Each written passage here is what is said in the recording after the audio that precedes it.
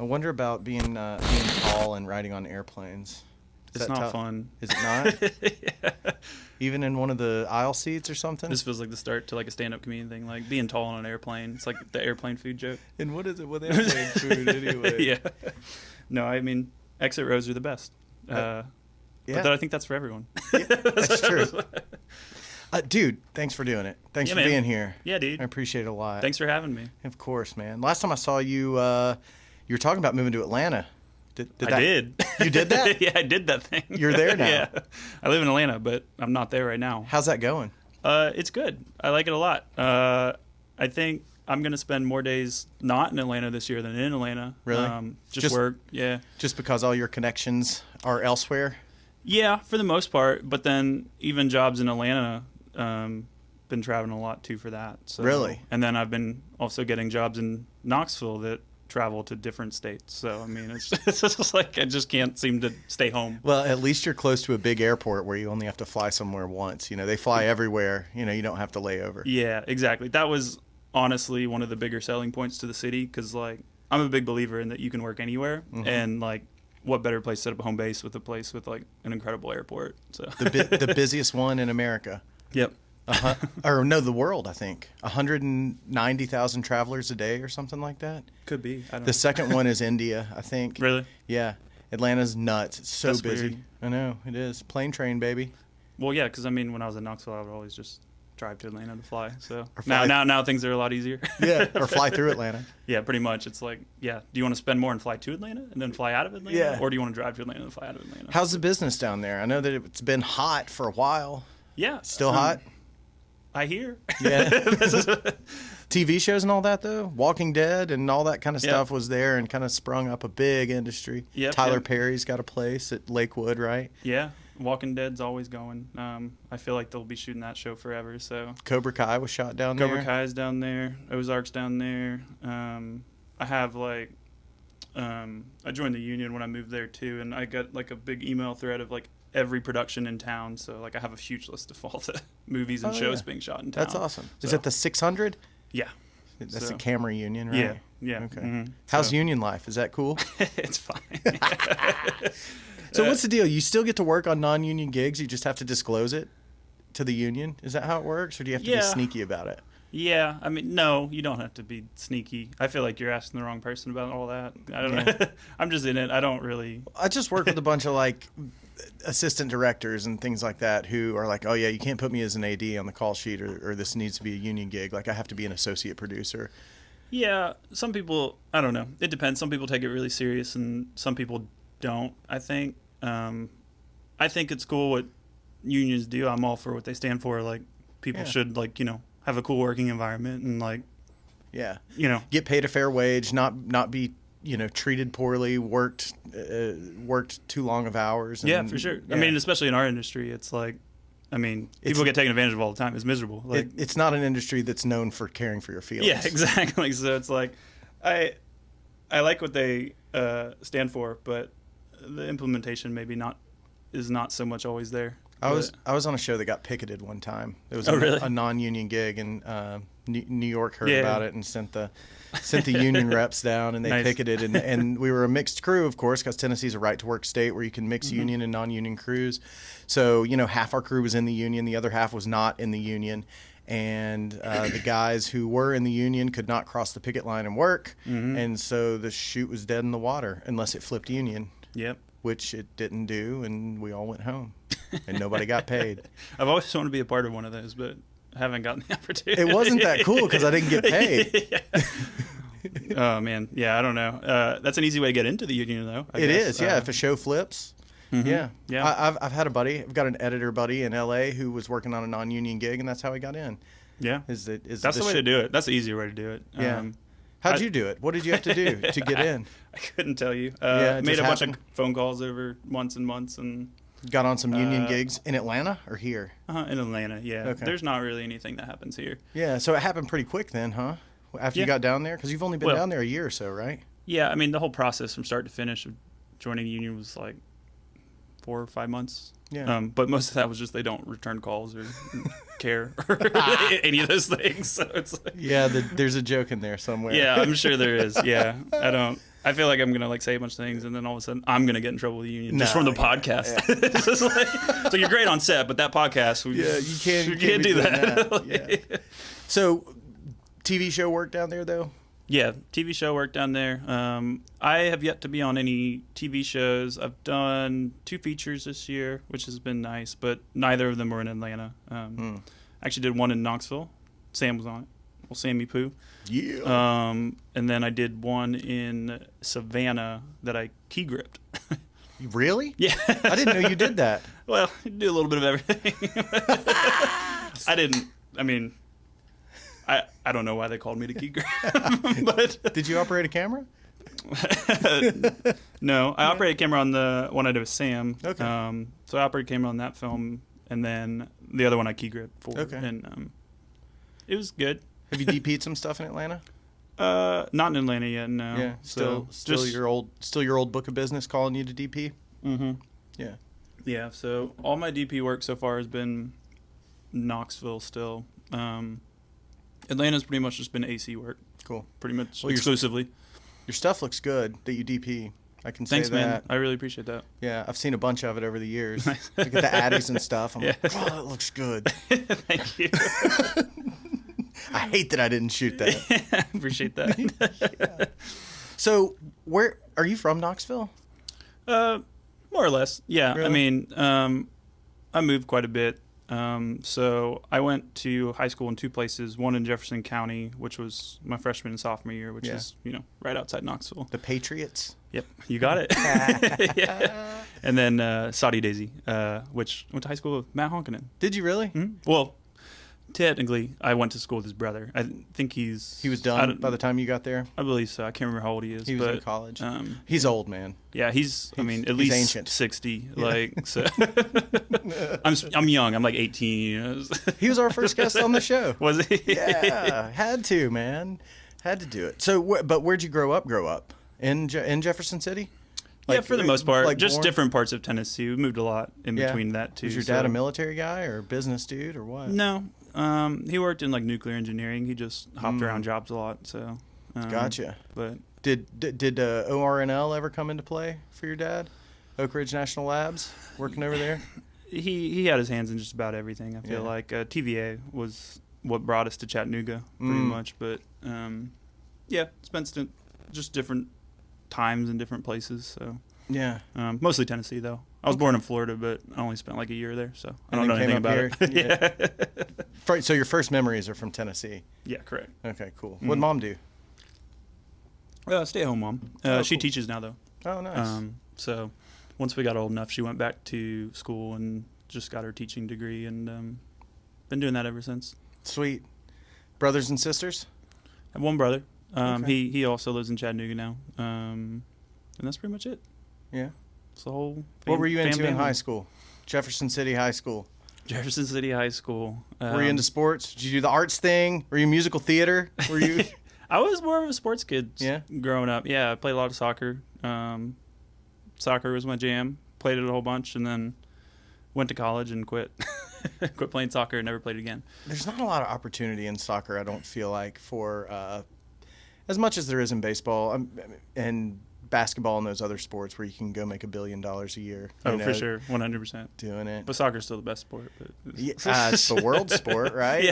Yeah. It's the one that everybody knows and loves. We have a soccer team, a pro soccer team coming to Knoxville. I heard that like 2 days ago. Yeah, sounds pretty cool. Yeah, that's what Atlanta's. I love that we have United. We have a team. So, dude, I've got a buddy who lives in Atlanta or in Alabama who has season tickets to the Atlanta United games and goes over for all of them. Like it's so huge. Dude, soccer's so huge. People love it. It's crazy. And Atlanta United is also one of the craziest fan bases. Dude, it's It's a newer team, right? Mm-hmm.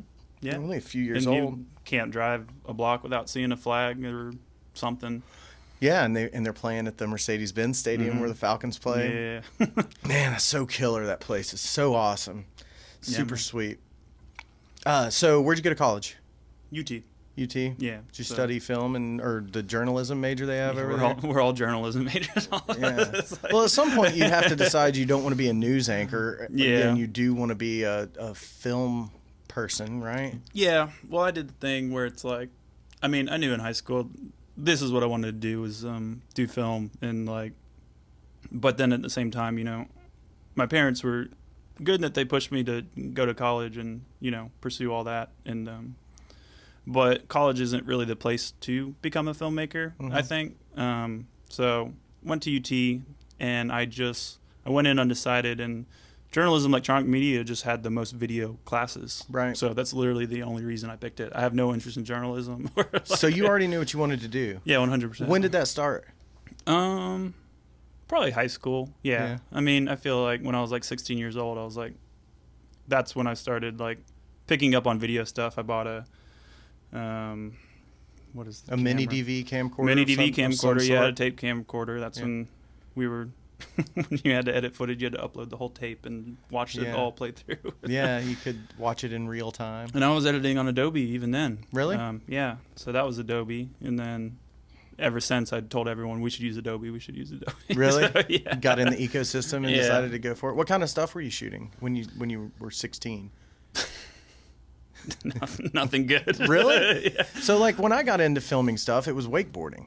And I wanted to make cool wakeboarding films, and that's like what got a camera in my hand. And some people, you know, it's extreme sports, skateboarding, and other things like that get people in there, or they want to shoot a class play or something. That makes sense. Do narrative stuff, but yeah, action sports is big. I feel like so many people in video like action sport things and like different like snowboarding and GoPros and all that stuff. It's like that's how a lot of people get in. I mean, I was shooting dumb videos with my friends, like comedy videos. It's really? Just like just stupid stuff, fart jokes, you know, things like that. Were you an acting kid or anything like that? No, I hate being in front of camera. Really? Yeah, this is miserable. So you just wanted to No, I'm just kidding.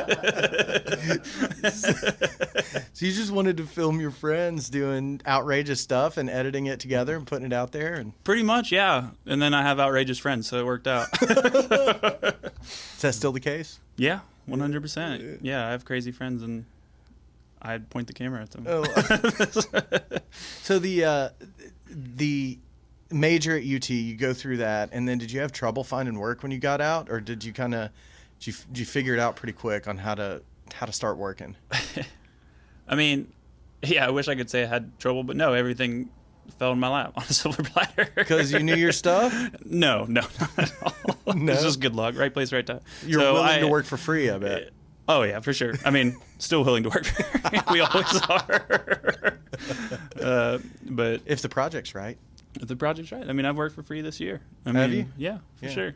Never changes. You always want to do stuff. But no, there's like a section where you have to do like an internship or whatever to get credit or whatever for your class. And a lot of people were setting up internships. They all had the HGTV internships and all that stuff. And I was, news stations and all that too, yeah, sure. And I waited too long to reach out to anyone. And I was super jealous of everyone who had like the HGTV. I'm like, oh, they got HGTV. I was like, I should reach out to them. Like, you're way too late. Like, we've already signed up like half of your class. And, like, yeah. I was like, we can't do anything for you. Slacker. And, yeah, pretty much. and then the professor assigned me to an internship, which was with Lock and Key, who had just started a business, I think that year, or like 6 months earlier, a year earlier, or something like that. And they were doing Ice Bears broadcasts at the time. Oh, yeah. Yeah, so I guess action sports maybe is the start of my career. But yeah, it might have been. Yeah. Yeah, Andy that was over here, Andy Failue, he was talking about their first paying gigs being Ice Bears broadcasts. Yep, Ice Bears, yeah. And that's when I met him. And then showed up to an Ice Bears game. Andy and Eli and Sean Mantooth at the time, they were all there shooting all that stuff, and ran live cams and stuff. And then I think at the time I was shooting more just in between segments, like, because I feel like I did the live cam like a few times, but then I had my own camera and stuff at the time, DSLR, so like Canon T2i, T3i or something like that. And I want to say I ran around with that for a while, just shooting like different spots of, you know, kids having fun behind the scenes or whatever. I'd spent a few games. Lifestyle portion. Yeah, exactly. And I've spent a few games on the bench, which is hilarious. I bet those if you've never been on a hockey bench, it's a very strange experience. Yeah, I imagine it being like a bunch of sailors, stuck in a box together. Dude, sailors is actually the best way to put it. I've actually never thought about that. They're really into the, I don't know what it is, like the thing that you sniff and then you get really jacked up. Or I don't know. I don't know what it's called. It's called the Hollywood breakfast. Yeah, no. Not that kind of sniffing. It's like these little packets that, you know what I'm talking about. The snuff? It's tobacco, right? No, I don't think so. It's smelling salts. It just smells really strong, and you they're little packets, and they shake them up, and then you sniff it, and it just gets your adrenaline going. I don't know what it does. It's not drugs. It's not a drug. No, no. I feel like I'm crazy. I know the smelling salts that you used to see like in movies when people would pass out. It was like what they got you to like. Yeah, maybe it's that. Yeah, smelling salts. I guess. Yeah, it just smells so bad. I don't know. That it just like wakes up everything in your brain. You're like, I'm alive. Shows how much I know. I don't know. We got to research this. Tonight. Yeah, I know. I need to look this up. So we're gonna edit in the part where I've like looked it up and I'm like really knowledgeable about it. And like, wow, he knows so much about this. Yeah. We're both addicted to smelling salts by the end of the episode. No, it smells so strong. So are they on the bench just like shaking that stuff up and smelling it and getting pumped up, going out there and hitting each other, running over each other? Yeah, they hockey players love to fight each other. It's crazy. I don't know. Have you ever seen the what's the HBO series of like the hockey players where it's like the inside thing? There's like a funny segment in that they're like mic'd up hockey players. I'm gonna ruin this reference, I feel like, but I feel like there's a moment where like guys like, hey man, you want to drop gloves or something, and then he's like, yeah, sure man, and they just like start fighting. It's just like so casual. Yeah, and they're friends. And, yeah, it's just like seems like it, and it's like I feel like that's all hockey players. Actually, one of those. So there's. I don't know much about hockey again. Andy Felly would have been a good person to talk to about this because he loves hockey. But missed our opportunity. Yeah, I know, man. Maybe he'll come back. Yeah, I don't know anything about hockey, but I learned a little bit from the Ice Bears, I guess. But I guess there's a person on the team that's the enforcer, and his job is basically to fight people, essentially. They get out of line. Yeah, just to protect the people who are actually good at playing hockey. Right, yeah. And that guy can barely skate. Yeah, exactly. But he can fight. Yeah, exactly. Yeah. But yeah, I ran into him one time at a bar called The Well that used to exist, no longer exists. And I remember that place. Yeah, it was a great place. Gina's a cool person. Yeah, I love Gina. But I ran into him there, and I've always been terrified of this man, and he recognized me, which I was like, oh no. I stepped on his foot one time. Yeah, it's like, oh man, I'm the guy who's always in the way, like on his bench, because like they're trying to get it out, and it's really tight in there, and I'm like, they probably hate me, so. And then he came up to me and I'm like, oh man, I'm really nervous. He's like, hey man, I'm gonna buy you a drink or whatever. And I was like, what? And I was like, yeah, man, sure. And he's like, and then it was like the sweetest thing. He's like, my mom doesn't get to watch my games, and because of you guys, like, she gets to watch my games, and I just appreciate you guys so much. That is amazing. And I was just like, man, I'm so scared of you, but that's like the sweetest thing. God, he was hopped up on those smelling salts out there telling everybody how much he loved them. Yeah, and then he was like, what you want or whatever, and I was like, I don't know, something clear probably or something, and then he was like, oh, I can't do that. I would fight everyone in here if I do that. I'm like, oh, back to being scared. Like, whatever you want, man. I heard those guys all live together in a dorm somewhere. Is that right? Do you know? I believe it. I don't know. Because minor league hockey, it's not like you're an NHL guy. And those people don't do it for money. No, they don't. That. No, and not many of them ever even play in the NHL. For sure. The people who are doing the Ice Bears League. Mm-hmm. I've got a guy, Ian LaPierre, that works with us. You know him? You know Ian? I'm working with him on Monday. Oh, cool. Mm-hmm. Ian knows everything about hockey. Does he? Everything about hockey. I love how like this whole podcast will be about hockey, and I like know nothing about hockey. Yeah. But he was telling me that there's only been like a couple people that have ever played in the league that the Ice Bears play in that have made it to the NHL. I believe it. Yeah, it's tough. Yeah, they're like a bunch of linebackers out there on skates. A bunch of linebackers running 4.4s. It's brilliant. I believe it. Yeah. How long did you do the Ice Bears thing? Oh, I don't know. Couple years. I want to say a couple years. Yeah. And did it turn into a job with Lock and Key? Yeah, I mean, I guess yeah. Why we brought it up, I guess, was like, did you have a hard time finding work? And no, because I was still in college, and then I met them, and at the time, I mean, I've only really had one other job my whole life that wasn't video, and I stocked shelves at Walmart overnight for like one summer. Oh man, I had an uncle who did that for like 10 years. It's kind of fun. Was it? Honestly, yeah. Was it a 24-hour Walmart? Yeah, I did the night shift, which I think I wouldn't like it in the day shift. The night shift, no one talks to you, so you just put things on shelves. Were you in high school? I would have been in college. That was my freshman year at college. Okay. Here in Knoxville? No, that would have been in Saudi Daisy. Saudi Daisy Walmart.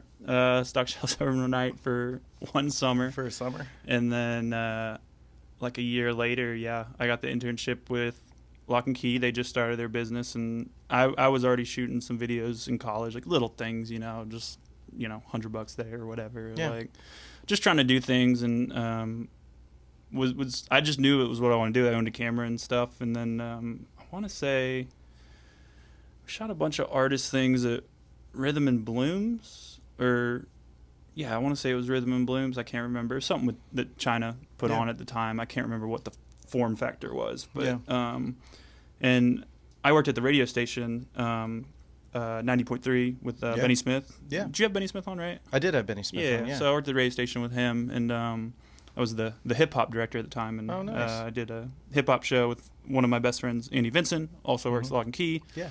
You guys should have him on. He's Definitely a good person to have on. He's coming up. He doesn't know it yet, but he's coming. He should have been here tonight. He should have replaced me. I like how you brought me on. It's like, I'm going to find the most boring person at Lock and Key, and I'm going to bring him on. If you were a gaffer, you would have replaced yourself. Yeah. Oh, man. Where is I going with that? UT doing the Oh, yeah. Sorry, we're at the radio station. Me and I wanted to shoot, a video series of like live artists performing music or whatever, and Andy Vinson, being the talker that he is, he had set up a little session through China, and we shot like a whole bunch of artists at the time. I can't remember who I was. I feel like we shot Cruz, Contreras, and we shot Josh Oliver's, I think his name. I don't know, a bunch of people. Were they live performances? Or we did live performances. So basically, it was a thing, and then we tied it in with the radio station where we were just shooting live performances and just like, following them on camera, recording it live, and I had laved them and stuff, and then mic guitars and whatnot. So, I mean, even then I was miking things and shooting things. And, really? Yeah. And that's interesting, because I see you as such a camera purist and like a DP type that I wouldn't have expected. Purist. Well, I mean, I see you as like this. No, I'm just kidding. My heart. I see you as a dude who is so tuned in to how things look and all that I thought that you would have not gotten into the micing people up world and the one-man band Swiss Army knife kind of thing that you see a lot now that you didn't see 10 years ago when you started. For sure. Where you had a thing that you did and you did that and somebody else did the audio. For sure. But it seemed like you were an early adopter of, I would say I'm a DP at heart. I mean, that's like, I feel fits what I do the best. But even then though, like as a DP, I consider myself, I try to be a lighting DP. I mean, that's all I think about is lights, nonstop, all the time. Lights, 100%. I mean, you can ask my girlfriend. All I do is talk about lighting in the house. Yeah. Just like, oh, did you look at that? And like, what color temp's that? And how soft is that? Oh, if they just put this in front of this and did this. Every time I walk in the room, I think about how I would light it. So movies are definitely ruined for you. You're not. Are you following the story? Actually, no. I'm actually pretty good at like turning it off. I mean, I am too. It took a little while. Really? Yeah, it took a little while to not be critical, not in a bad way, but to not continue to try to learn from what I was seeing. Yeah, 100%. And trying to approach it from a craft side and not suspend my disbelief long enough to actually get engaged in a story. Yeah, for sure. I mean, my philosophy is, if you're thinking about that stuff during a movie, it's not a good movie. I mean, yeah, but we are kind of cursed because that's our vocation and that's what we're, that's for sure. That's what we're doing. So it's even harder for us, I think, to turn that off. And so if you can, you're watching something really good. Yeah. I mean, I think when I was younger, I used to think it's so stupid. It's just like, if I just don't watch a bunch of stuff, then it's like whatever I make will be mine. It'll be like original. I don't want to copy whatever someone else is doing. It has to be completely unique from whatever's out there. And then when you watch stuff, you like copy it accidentally and like do all these things. It's like, I don't want to be influenced by that. I want to make my own stuff. But then like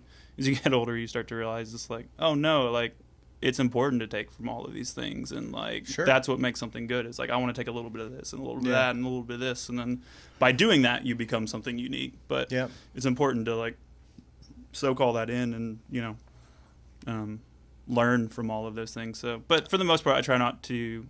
When I'm watching movies for fun, I don't think about it at all. But for work, sometimes I'll pull up, I pull up screen grabs and stuff before projects, and like I want it to look like this, and this. Of your stuff or of other stuff? Other people's stuff, yeah. Okay, stuff I wish I could pull up my stuff, yeah. You can, dude. Other people are pulling up your stuff. I promise That's you. That's fair. Yeah, that's it. That's interesting. So, with being a lighting DP, the other thing would be being a camera DP. I guess. I don't know. I just stuck on like camera. I don't know. Cameras is like I feel like cameras are the easiest part of the whole process, honestly. You mean technically, or like kind of cameras or framing a shot? Kind of. Framing is so intuitive. Like it's just like anyone can frame a shot. I feel like I don't know. And cameras are all the same. Like once you use a couple, it's like, okay, this button's over here now instead of right here. Like once you learn like a certain amount about cameras, like they're also similar. Yeah. But lighting a space, like every space can be different sometimes, and it's like, you know, how you approach that. It's just so much more interesting to me. And the other thing too, it's like you could leave the camera totally still. You don't need to move the camera, and if your lighting's on point, everything will be incredible. I mean, you don't need to move the camera. I'm also a big believer in like, don't move the camera if it doesn't make sense. Like, me too. I believe that 100%, and it gives the other part of this, which is we always forget how important this is. The performance, it gives that a space to live. Yeah. That's not taking anything away from that. 100%. You don't want to take away. I mean, you can add. If you can add to it, then great with your camera work. Yeah. But I agree. Like less is more, and subtlety is good for, you know, giving actors, especially good actors, a space to live and to play. And when you're working with non-actors, which I've done a lot of in the past. I don't know if you have or not, but when you're working with people who aren't used to being on camera, that's a great place to start having some fun with your camera moves. Yeah. Because then you can string an edit together, you know, and have some fun with it, especially if it's not narrative stuff. You know, if it's, you know, some kind of lifestyle cut to music or something like that. For sure. You know, it's great to have some fun with camera work. But I honestly believe that, you know, our job, especially in narrative work, is to give a performance a space to live and be and look and feel in a way that serves the story. Yeah, 100%. I'm a big believer in the sort of the Deacon school of thought of like, you shouldn't see my job. Like I should be invisible to the viewer. Like, I'm just there to service the story, basically. Yeah. But then the difficulty becomes like when you're making commercials, like what is the story sometimes? Yeah. Like. Yeah, sometimes it relies on your work. Sometimes they rely on cinematography too, and sometimes some of the shots play so quickly that's what's carrying the story. For sure. I mean, camera work and lighting and feel and vibe. Yeah, a lot of the stories, I mean, that doesn't play any role in it, and you still have to make it look good. But then, at the same time, you know, like Deacon shoots 1917, and it's like that whole thing's camera movement. Yeah, but you know. Like 3 shots, right? Yeah, or something like his philosophy is like, you shouldn't see my work, but then he goes and shoots something like that. It's like I can't help but look at your work. He's got a podcast, doesn't he? Yeah, it's great. What's it called? I don't know. It's called Deacon's Podcast or something. Yeah. I think it's pretty simple. Roger Deakins and his wife or something like that, or his son. Yeah, his wife James. Yeah, it's great. Yeah, I highly recommend it to anyone in the industry for sure. Yeah. What about people out of the industry? Would they get anything from it, or is it too techie, talky? Probably not. Yeah. To be honest. But he's kind of the industry standard, Roger Deakins. He's kind of the one that I've not heard anybody. I've never, you know, in my career heard anybody say that they did not like him or like his work. Well, he's such a sweet man. Is that what it is? Yeah, he's so and the nice. British accent, you know, that goes a long way too. Well, he's just so good at his job. What's your favorite movie he's shot? Oh, I don't know. 1917 sticks out. That was one of the only ones I thought about his camera work, because it's like his whole thing is like, don't look at my camera work. Fine, I won't. Now when I think about it, but that was the only one the whole time I was watching. Wow, how do you do that? How do you do that? Like, there's a few shots in that, which is very rare. I have no idea how he did it. Like, I just don't understand. I feel like the Coen brothers lean on him a little bit for some storytelling stuff with camera movement. Yeah, like going under a bed or down a drain or in a bowling ball. For sure. You know? Yeah, 100%. I mean, I don't know. That's stuff fun. You're always trying to like figure out something you can bring to the story. Yeah, he's one of the greats. Bradford Young's probably one of my favorites too. Who's he? I don't know who that is. Bradford Young. He did Solo. He did. I always have a hard time when people will ask me, like, what did Roger Deakins shoot? And I'm like, I don't know. No, I'm honestly the same way. I feel like we shouldn't go down the path. I can't just like... Yeah, what's your favorite movie? Yeah, I couldn't. Like, all right, start listing crew members, and it's like, I'm sorry, I can't help you. What's your favorite stuff to shoot? My favorite stuff to shoot? That's hard. Well, one of the reasons I moved to Atlanta was just like I want to shoot more narrative work. Yeah. Like, I've done commercials. I mean, pretty much my whole life for the most part. But I think a lot of people who do commercial, they get into this industry because they want to shoot stories and they want to shoot narrative. But it's difficult to make a living shooting movies and narrative. I mean, it's not easy. So it seems like there's this false hierarchy of like, if you're really good, you can shoot movies, and if you're kind of good, you can shoot TV shows, and if you're not good, you can shoot commercials. And I don't feel like that's a fair shake. It's not true though. I don't think it's true, but it's kind of it's and also TV shows are the new movies. So agreed. Yeah. Do you think the writer's strike caused that? I don't know. Well, if you remember, like before Breaking Bad, when and really Lost, I think, was the first like golden age of television. Me too. And it was when it's when all the I feel like everything started to move towards television, to where you were seeing a movie every week, because that much effort that you put into making a Coen Brothers movie went into making a single episode of Lost, which is an hour long, that lasts for 23 episodes, and then you started seeing the Breaking Bads of the world pop up. And I think when the writer's strike happened, you started to see a lot of those. Yeah. A lot, and I forget what year that was. It was in the aughts sometime. Could be that. I think too, it's just quantity is the name of the game these days in the industry, because it's like why tell a story in an hour and a half when you can tell a story in 20 hours and people will actually tune in and watch it. All you have to do is chop it up into bite-sized segments, and now you have 20 hours of content. And like, that story could have been an hour and a half, but now you have so much more to watch, because like people are just looking for more things to watch at all times. It's like even the form of podcast is the same thing. It's like, why digest a 3-minute song when I can listen to a 2-hour podcast, and my drive is so much better now.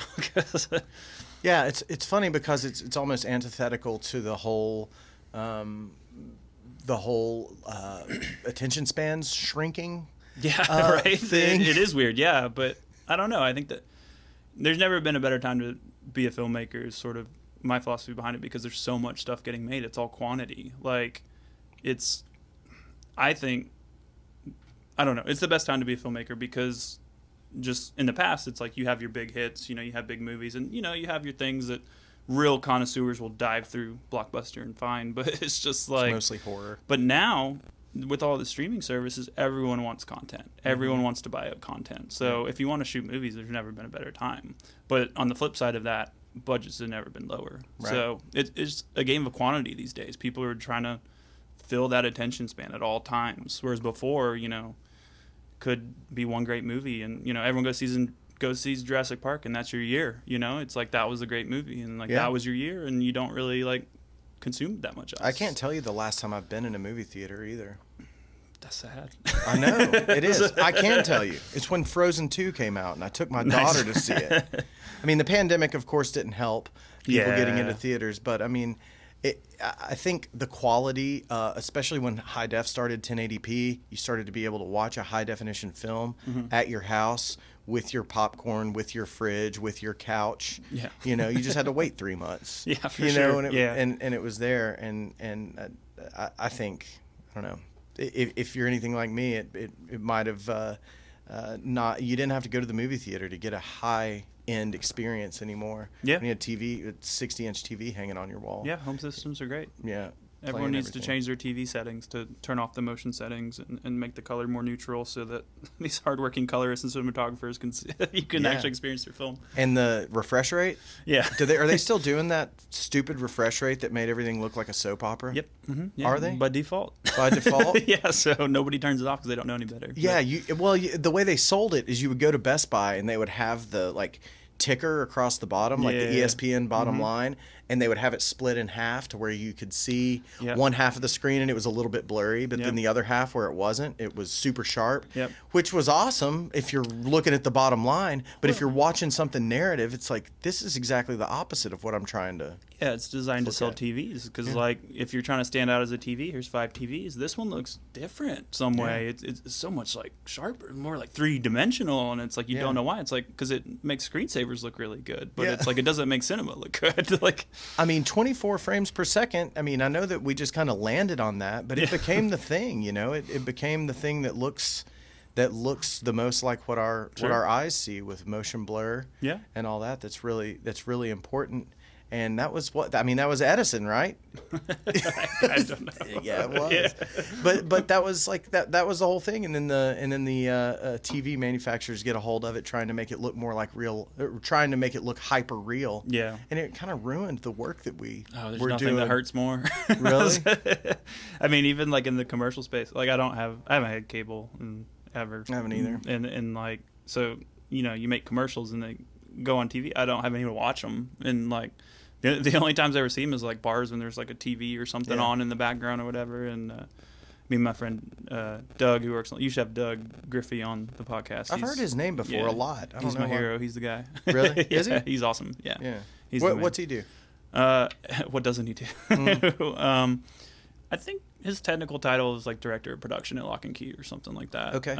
But he's the man. He directs a lot of the stuff that I shoot, and is funny. He's just such a techie guy too. Like he'll talk your ear off about anything you want to talk about, audio engineering, like video, everything.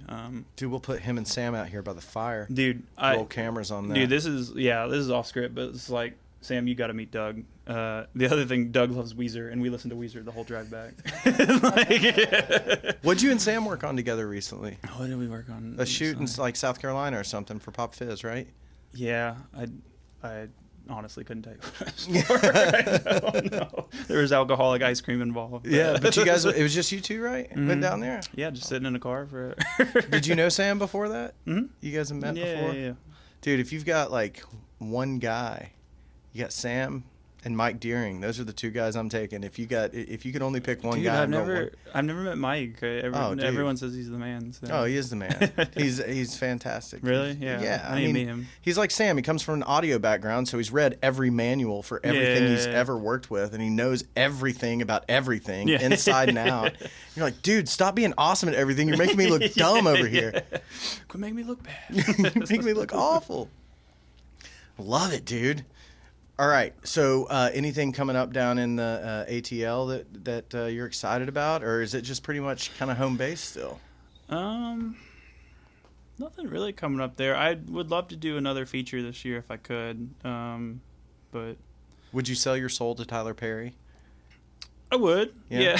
Yeah. This soul's not that expensive. Yeah. No. I mean, it's one of those things. The Tyler Perry circuit. I know a lot of those guys like. They're lifelongers for sure. Like, you make careers in Tyler Perry studios, you know, just shooting stuff for life. There's a lot of work to be had there. I'm just trying to get any work I can, to be honest with you. I really want to do more narrative for sure, but I also love making commercials at the same time. They tickle different parts of your brain for sure. Commercials do? Yeah, for sure. Yeah. They're less interesting, but they have their own challenges for sure. But narrative's sort of the holy grail for sure. Like, I would love to do more narrative work. But the hard thing about narrative work that you don't really think about, and that I've experienced since moving there, it's like I've really been enjoying freelancing because, you know, you're kind of just one with the wind. You do like 10 different jobs in a month, and it's super interesting. You get to, you know, go like. I went to Texas and shot something for Windmills for a week, and the next day I was in South Carolina shooting something for Oprah, and then the next day I drove to Knoxville and shot something with y'all. It's just like it just takes you everywhere, and it's super fascinating. But then like with narrative, it's like you can get a call and then like, hey man, next week we're starting a project and you'll be working here for 6 months. Yeah. And it's like, whoa, okay, is this what I want to do for this year? That's my whole year, pretty much. Like. How many Fraturdays have you worked? How many Fraturdays have I worked? Yeah. None? Yeah. Those are kind of a phenomenon, right? Like, what's the most you can shoot in the union in a day? Like 16 or 18 hours or something like that? Oh, I don't know. I don't even know all the rules. Again, I'm like the worst person. Well, so the way it works, unions. Right, with the whole Fraturday thing is like Monday your call time is 6 a.m. Yeah. And then you work. They work you as long as they can without getting into union penalties, which is like 16 or 18 hours. I forget what it is. But then the union requires that they do turn time, right? So you have to be able to go home and sleep for 8 hours. So wrap and call has to be like 8 hours apart. For sure. So by the end of the week, great rule, by the way. Right. Except if you're working on a feature, by the end of the week, call time on Friday because it's been pushed back by so many days. Your call time's like 4 p.m. on a Friday. Yeah. And then you wrap at like noon on Saturday. And then you have Sunday to go home and sleep all day and then hit a 6 a.m. call time on Monday morning. They also have a thing, I think, I don't know all the rules of all this, but I think there's a thing too where like you're supposed to work like 6 days a week or something, but then you can like push a day to the next week and then get reprieve or something. So like there's like a whole like system of all of that. Yeah, but and they've all got it figured out. My favorite thing about any union job is the fact I just don't think about it.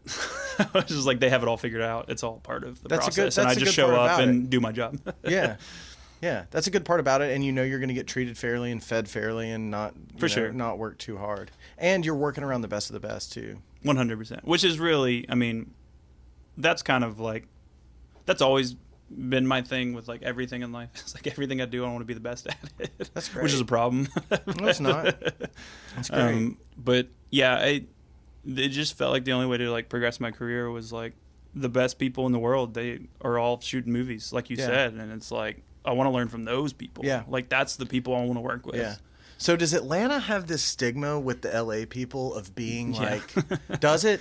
Of being like you don't know what you're doing? Yeah, for sure. Well, there's stigmas both ways. There's, Atlanta is probably the most booming production city in the world right now as far as like the come up sort of aspect of it. Not to mention, I think COVID has sped up the move out of LA. Like my philosophy long term is like, or my like thought process is like eventually everyone will be able to do this job in any city that you can do this job in any city. Like it doesn't really matter where you live, but like anyone will be able to do it at a high level in any city that they want. And I think COVID sped that up a little bit just from the standpoint of like working from home, and like everyone's moving out of LA because they can't afford it. And like there's a big move to Texas, there's a big move to Atlanta, there's a big move to all these other cities. And I think that'll happen again, but then on a smaller scale of just like, all right, now everyone's moving out of Atlanta to, Chattanooga or wherever, and like now that's a production hub, and it'll only get bigger and crazier as it goes. I think everybody's going to move from Austin to Nashville. That's my thought process. Yeah, I believe it. Austin's going to get too big. It's been headed that way for a long time. But then Nashville's the same way, and then it's like then where all Nashville people go. So it's like it'll only keep like splintering off, I think. Yeah. Because again, quantity, like it's just going to be like we still need stuff made, and it's like we don't want to spend LA money, let's spend Atlanta money. Okay, we don't want to spend Atlanta money, let's spend Nashville money, and it's like.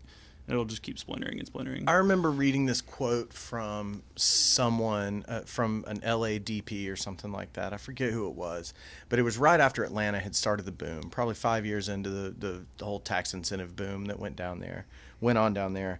And it was right after the Sarah Jones thing happened, which was super tragic. Yeah.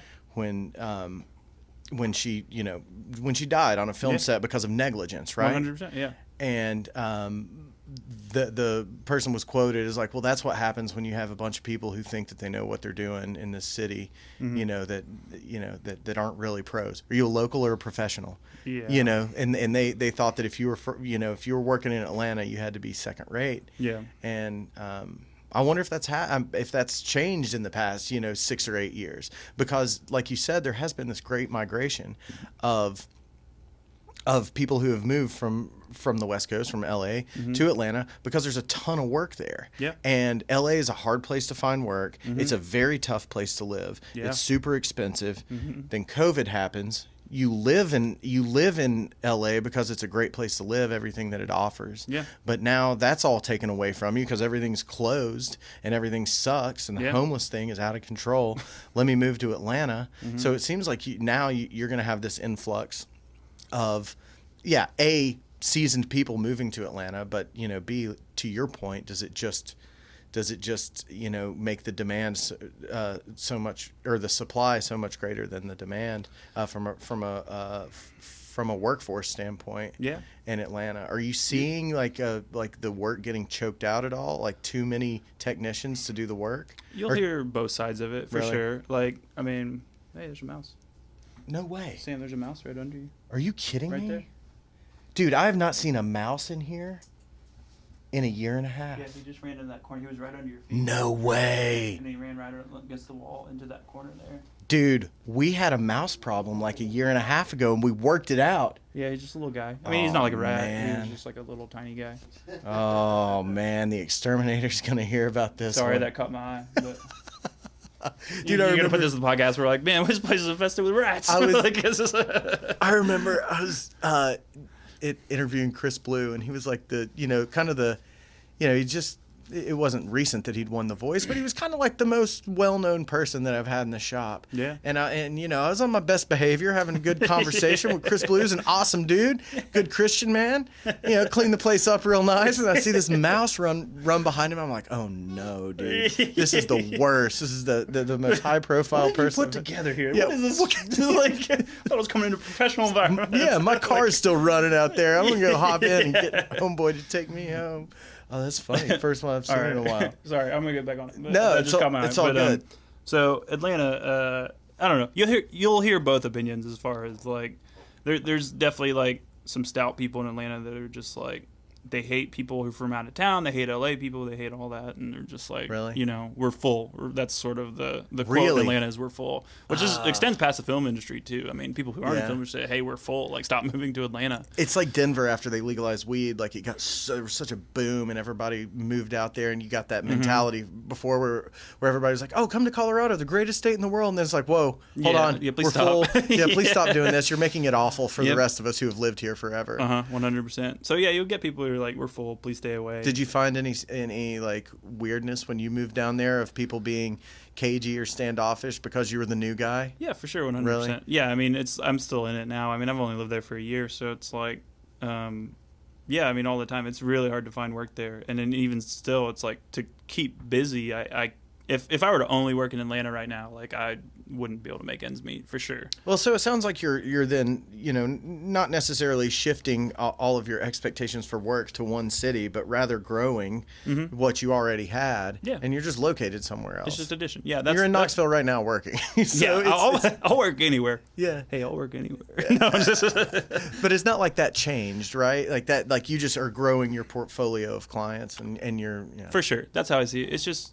It's not, nothing has been taken away. There's no like quitting anything. And it's like, the thing is too, it's like I still work with the Lock and Key people as much as I possibly can. Those are my best friends. Like that's my family. So it's like. But you were like the first non-founder to work there, weren't you? 100%. I was there for 9 years. God, dude, that's crazy. How did you go about keeping sharp and learning new stuff while you were working in an environment with the same people? It's hard. It's hard. Yeah, for sure. Because, yeah, a lot of it falls on you to just learn it yourself. Like but you've got a 9-to-5 job. Who wants to go home and research, me. cinema? Yeah.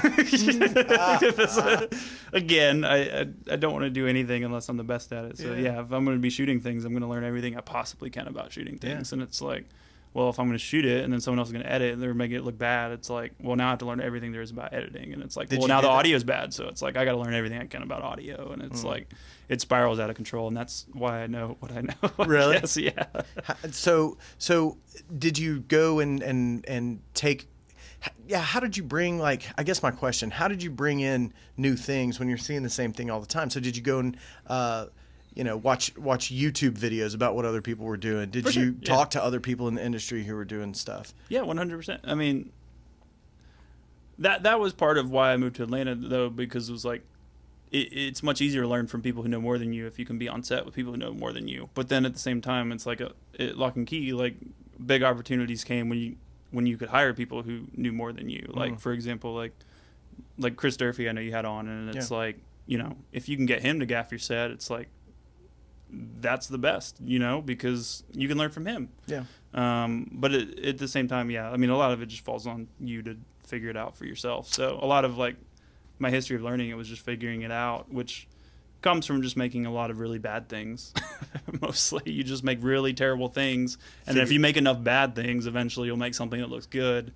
And then once you make something that looks good, you're like, well, why did this look good? And all those other things look bad.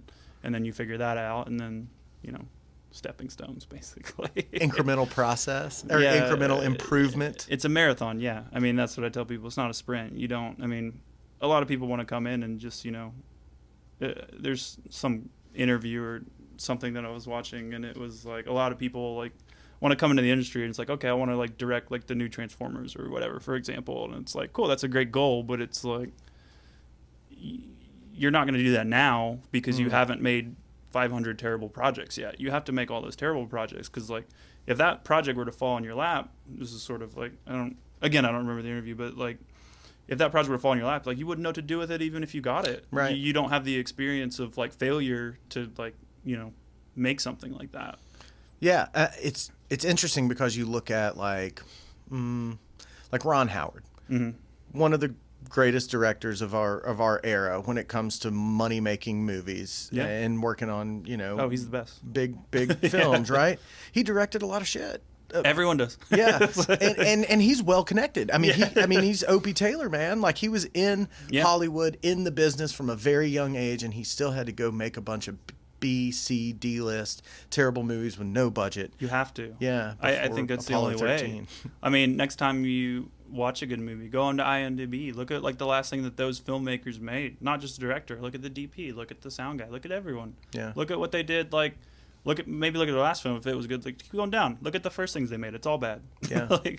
And it was all narrative too, mostly for in a big case. So even even just dipping your toe into the narrative world. Yeah. Is 100%. It's a big difference because like. And you've got to be willing to do a terrible one.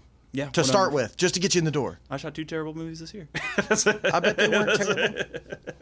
No, they were. But that's okay.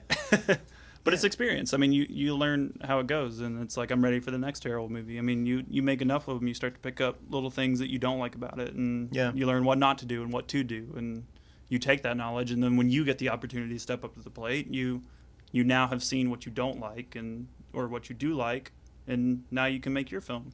Is that the advice you'd give somebody who was starting out? What is the one piece of advice, the most important thing that you think? Most important. There's so many things.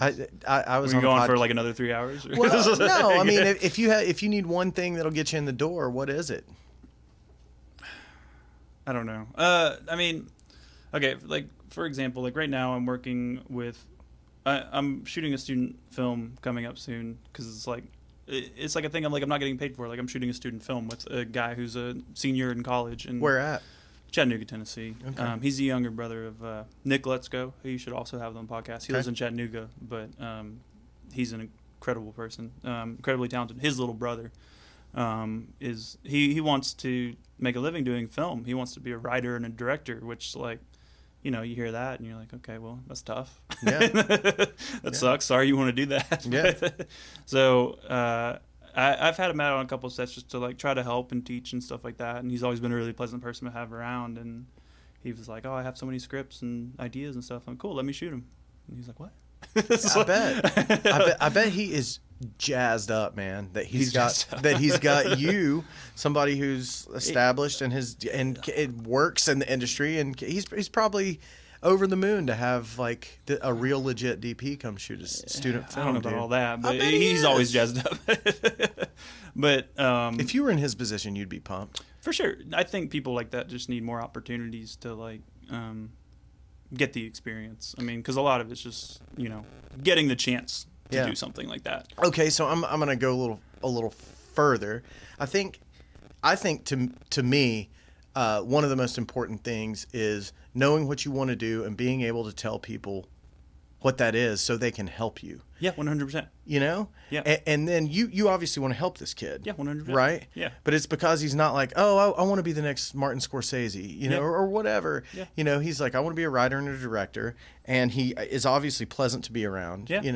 And he loves horror films. He wants to make horror films. And I'm like, That's a great genre to pick because it's easy to sell horror films. It is. It's easy to sell them. They're cheap to make. Usually. I don't say easy, but like as far as genre films, like that's a good route. But it's like they need distribution. Everybody's looking for a new horror film. Yeah, 100%. Yeah. But it's like wanting to help him. Sorry, I lost my train of thought. What made you want to help him? He's a great kid. I mean, I do love teaching people the ins and outs of what we do as much as I can. I don't consider myself someone in the position to have a whole lot of advice. So every advice that I give is just like, take this with a grain of salt. But this is just my experience with this. But you know, it's fun to do stuff like that. I'm doing with Matt Honkinen. He's going to do sound and audio for it and stuff too. So, awesome. Yeah, and because that was the thing too. When I got with him, I was like, I'm not going to shoot anything that I'm not happy with. So if we're going to do this, we're going to make it look good. That's the only way I'll do it. Dude, this podcast is quickly becoming, not this one, the whole South of Scruffy ecosystem is becoming 6 degrees from Matt Honkinen. Dude, yeah. Dude, Matt's the man. Yeah, he's got his hands in everything. But yeah, he's doing sound on it. Yeah, I didn't want to do it unless he did sound design, because it's like if you're making horror, it's like. So he's doing post sound on it. Yeah, post sound. He's doing like the soundtrack. He'll come and do on set audio, hopefully too. He will. Fingers crossed. Come on, Matt. Yeah, come on, do it. Like, but no, it's like I don't want to do it unless he's doing post sound design, because like he's gonna make it sound incredible. Like he did a project with us recently with his brother, Gremlins 3, the film. Really? Yeah, and he made it sound incredible, and it's like I don't want to do this if it's not going to be good, and in order for it to be good, the sound has to be good. You can't have good video without sound. Everyone knows that. Yeah, it's funny. Do you know Scott Miner? No. Do you remember him? He was around for he was here forever, doing location audio and post sound on stuff. Yeah, I don't know. And he used to have this parlor trick where he would show you this video, and you're like, oh, that looks. It's like some narrative scene in somebody's kitchen or something like that, and you watch it and it plays out and it's like, okay, that was all right. That was like, it looks like, kind of a documentary home film, type thing. And then like a few minutes later, he'd show you, be like, what do you think of this? And he'd show it to you and you'd watch it and be like, well, that's pretty badass. He's like, that's the same pictures. Yeah. It was just it was different sound design on it. Yeah. People don't realize how big of a deal. It's everything. People will not forgive bad sound. 100%. It's everything. If I had this fan on over here, people, would not listen to the podcast because it'd be unbearable. We would love it. Everyone else.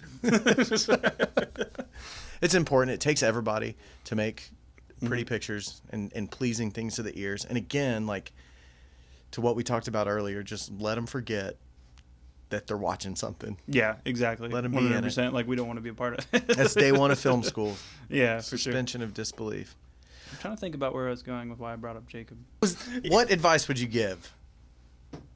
So somebody starting out with Jacob, like the kid that I'm doing this horror short film with, the thing that I've been talking to him about a lot is like, so if you're looking to be, okay, so you're making films for a living. That's what most people want to do. Everyone starts off like, I want to make a film. I want to make a film. I want to make a film. Like everyone does. A lot of people in commercial want to do that too.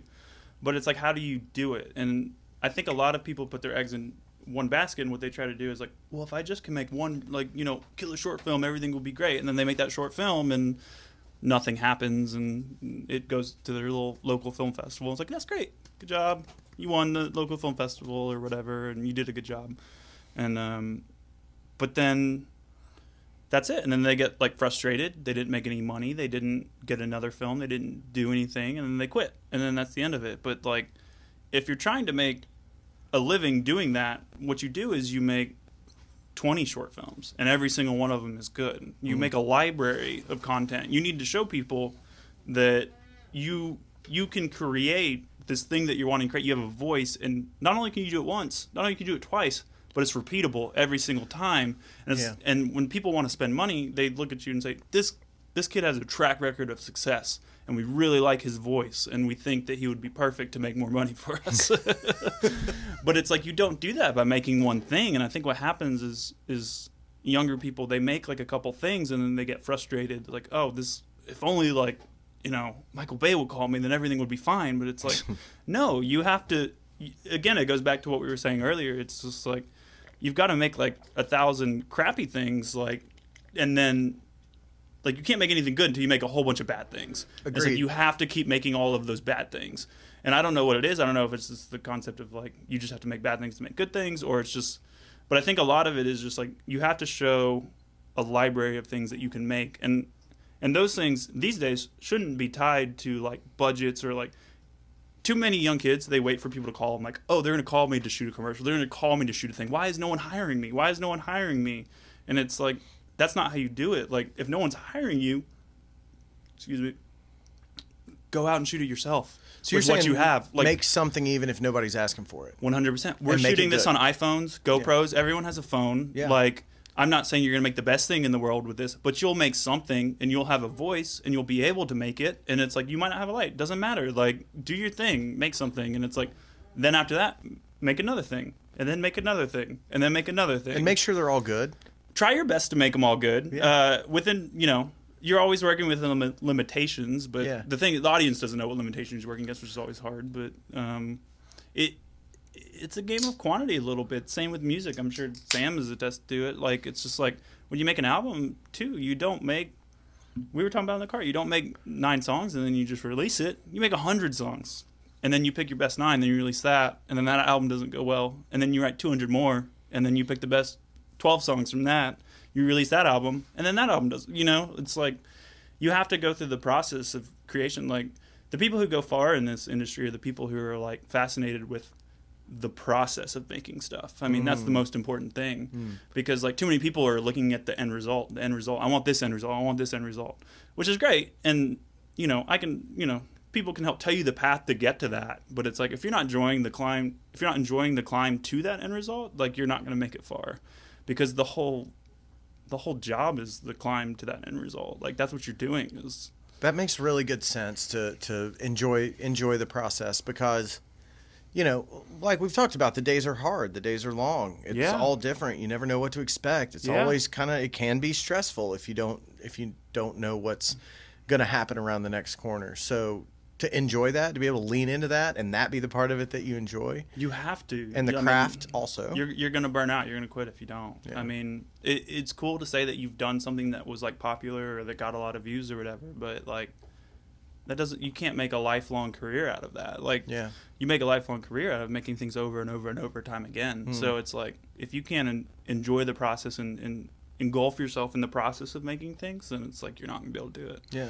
Haven't you done a bunch of like live music work with Lock and Key when you guys were there? Didn't that become kind of the bread and butter for a little while? Yeah, 100%. I feel like that was like sort of what built us. I mean, because like, back to my story earlier, I remember I was telling a story earlier that we didn't come back around to, but like, I was shooting music stuff in college just like on my own, because it was back then. It's like, I bought a camera and I started shooting music stuff, and I said, I want to shoot music stuff.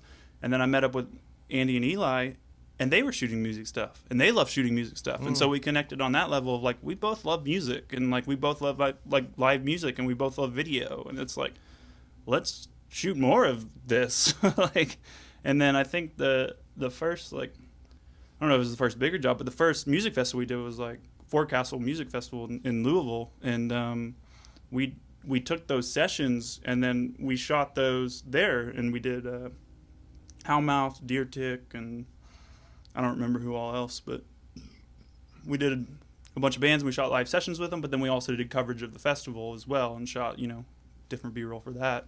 But it's like, from then on, we just started shooting music festivals and stuff, and like, together, I mean, like, all of us, we've shot so many music festivals over the years, and that became like the bread and butter, which is funny because like, that stuff doesn't keep a business running necessarily. The music festivals are fun, but it's like, but the thing is, like, even commercial clients, come in and they're like, I want to shoot commercials. Like, that's those people who shoot Bonnaroo or whatever, and it's like, it's a fun talking point. It becomes a cachet thing. 100%. Which, like, I mean, falls back on to like, make stuff that you think is cool. Yeah. That's a great piece of advice too, because like, if you're making something that you find entertaining, someone might want to work with you just because they like what you were doing before, even if that you lost money on that. It doesn't really matter, because like, I shot this fun like comedy piece, and it's dumb and never made any money, but someone might see that and be like, oh, this person's really funny, or like, I really like their style, and it's like, I want to have them around to shoot this other thing. And so, over the years, when was your first Bonnaroo? When was the first one that you guys shot? Or when was the first Forecastle that you guys shot? First Forecastle? I don't even remember. 14 or 13, something like that. And that was the first? Maybe 12. No, I was still in college. Really? I was still in college, so that would have been 2011 or 2012. Okay, so that was the first foray into music festival work?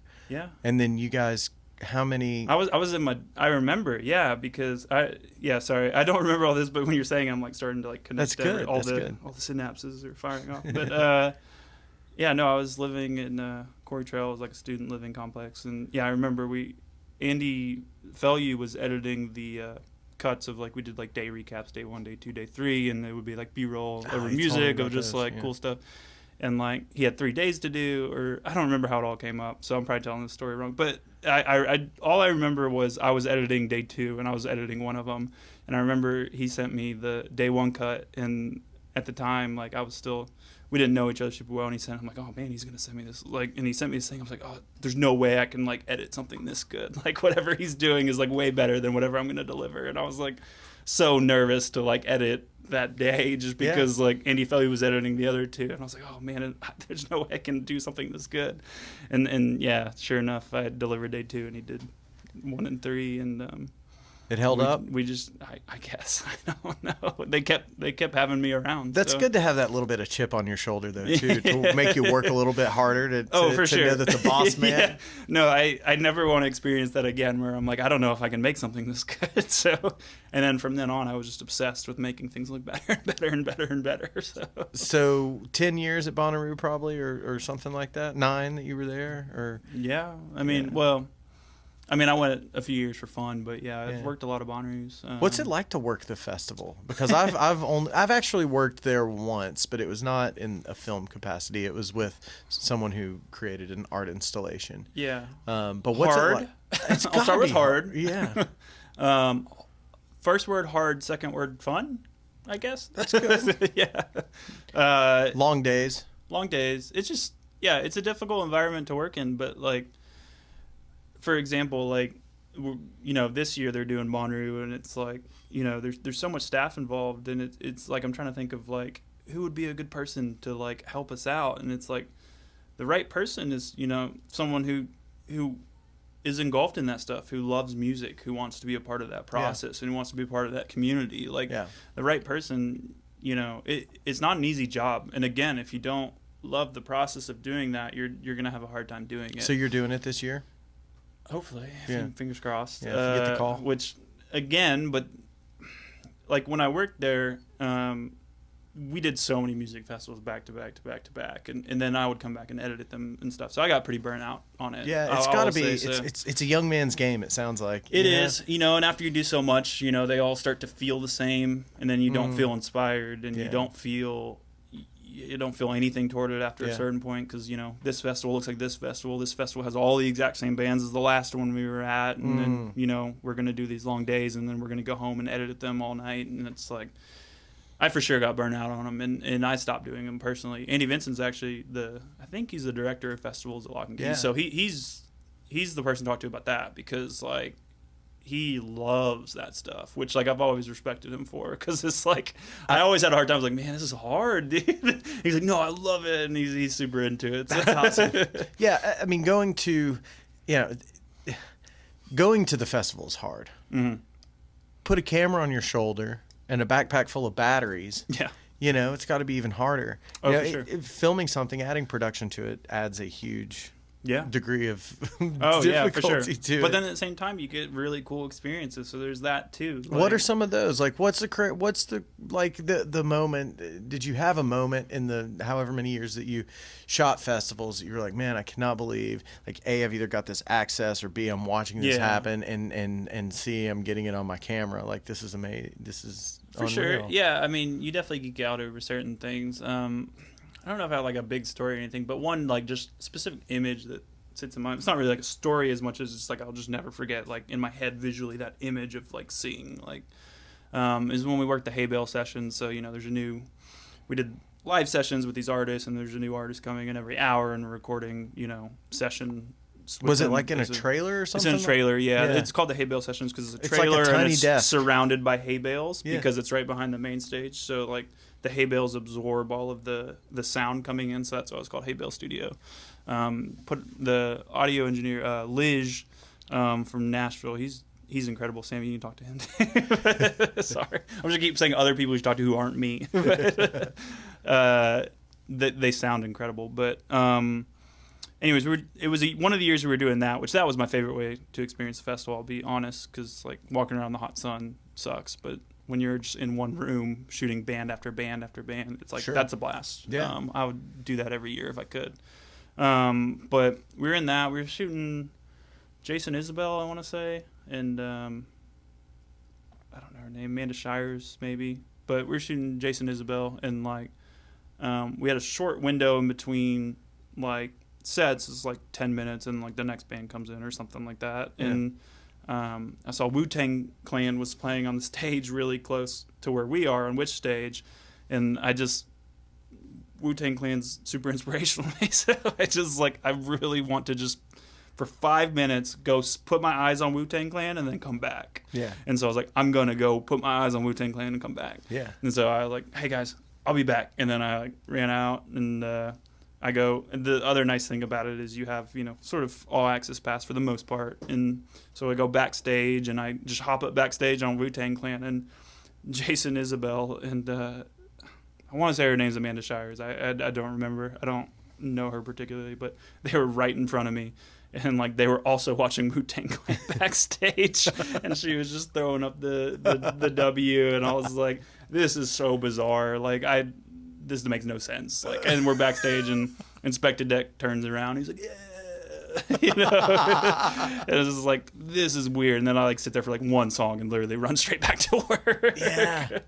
It's pretty cool, man, the access that working there. Yeah. It's not a great story. It's just like an image that sits in my head. No, it is, like, man. You wouldn't think that Jason Isbell would be jamming out to some Wu-Tang. I know. It's so weird. Yeah, it just doesn't make any sense. I guess that's the fun thing about Bonnaroo is, yeah, all those artists are, like, commingling together. And like, Bonnaroo always feels so epic. Mm-hmm. Like, I don't know why. I went and saw Billy Strings on the farm last weekend. Yeah. And, it's like, I don't know what it is, if that place is just magic or if you feel like you're witnessing something for the first time and the only time it'll ever happen. There's something really special about it that I've never noticed because I've never gone there outside of a, you know, Bonnaroo 4-day weekend. Yeah. But it's still, the magic was there. It's a the weird vibe. Place. Yeah. I mean, Bonnaroo, like it's crazy.